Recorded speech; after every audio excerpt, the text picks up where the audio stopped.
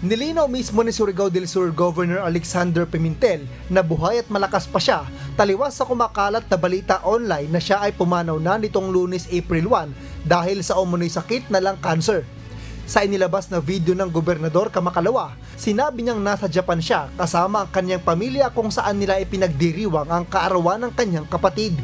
Dili pa ako mamatay, dugay pa kaya ako ng Ginoo, nagatanaw ka na ako para makasabang pa ako ng mga katauhan sa Surigao del Sur. Moserbisyo pa ako.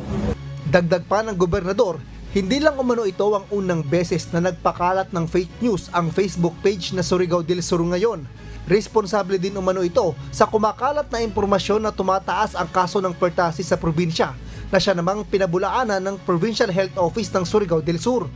Kahapon April 2, nag-anunsyo si Governor Pimentel na magbibigay siya ng 1 milyong pisong pabuya kung sino ang makatutukoy sa nasa likod ng pagpapakalat ng fake news sa social media. MJ Vasquez, humahataw sa Balita Ngayon.